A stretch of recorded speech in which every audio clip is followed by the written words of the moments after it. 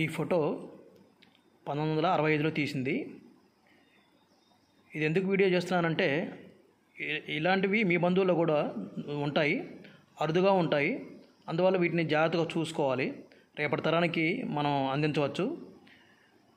ఇప్పుడు ఈ పిక్లో 17 మంది ఉన్నారు. 1965లోనే ఒక ఆలోచన చేసి నిలిచిన వాళ్ళని నిల్చోబెట్టి, మధ్యలో కూర్చోబెట్టి, కింద కూర్చోబెట్టి ఒకే ఫ్రేమ్లో 17 మందిని అద్భుతంగా ఆనాడు ఫోటోగ్రాఫర్ చాలా అద్భుతంగా తీశారని చెప్పాలి. చాలా క్లియర్గా ఉంది ఫోటో కూడా, నేను దగ్గరుండి చూశాను, మీకు వీడియోలో కూడా కనిపిస్తుంది. రెండో విషయం ఏంటంటే ఈ ఫోటో చెక్కు చెదరలేదు, కొంతకాలానికి ఆగమైపోతాయి. బ్లాక్ అండ్ వైట్ ఫోటోలైనా సరే దెబ్బతింటాయి, చినగటము లేకపోతే మచ్చలు పట్టడం, అక్కడక్కడ ఫోటో మడతలు పడి ఉండటం జరుగుతుంటుంది. కనుక దీన్ని మధ్య మాకు దొరికితే దీన్ని నేను ఫోటో మళ్ళీ రీకాపీ తీయించాను. చాలా బాగా రీకాపీ తీయించినా కూడా చాలా బాగా వచ్చింది.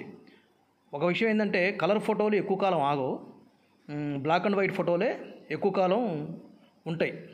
అది కూడా మనం జాగ్రత్త చేస్తే ఉంటాయి. కానీ ఎక్కువ సంవత్సరాలు ఉండాలంటే బ్లాక్ అండ్ వైట్ కాబట్టి ఇప్పటిదాకా ఈ ఫోటో ఆగింది. అదే కలర్ ఫోటో అయితే అక్కడక్కడ మరకలు పడిన విధంగా, చినిగిపోయిన విధంగా కనిపిస్తుంది. ఆ కలర్ చేంజ్ అయ్యింది. బ్లాక్ అండ్ వైట్ ఎప్పుడు కూడా చేంజ్ అవ్వదు. మీరు ఈ విషయాన్ని ఫోటోగ్రాఫర్ని కూడా కనుక్కోవచ్చు. మీ దగ్గర ఉన్న పాత ఫోటోలను కూడా ఆనాటి మీ తాతగారులవి, మీ తండ్రి గారివి తీసి ఉంచండి.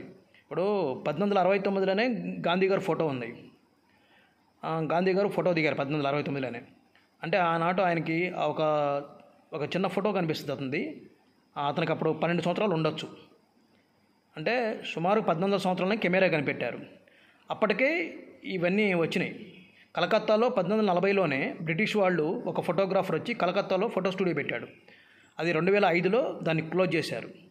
అంటే 1840లోనే కలకత్తాలో వచ్చి పెట్టారంటే మాటలు కాదు. ఆ తర్వాత 2005లో దాన్ని క్లోజ్ చేయడం జరిగింది.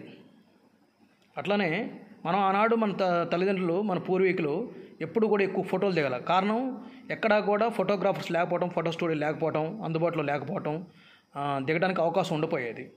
మరి టౌన్లో ఉన్న వాళ్ళకి అది సాధ్యమయ్యేది. ఎక్కడంటే తిరుపతి, హైదరాబాదు, విజయవాడ అట్లాంటివి ఉన్న చోట ఆ రోజుల్లో దిగేవాళ్ళు దిగారు, దిగిన వాళ్ళు దిగలేదు.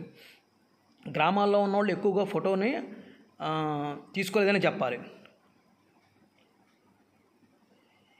ఇది కొంతమందికే సాధ్యమైంది. ఇది మా నాన్నగారు తిరుపతిలో దిగారు.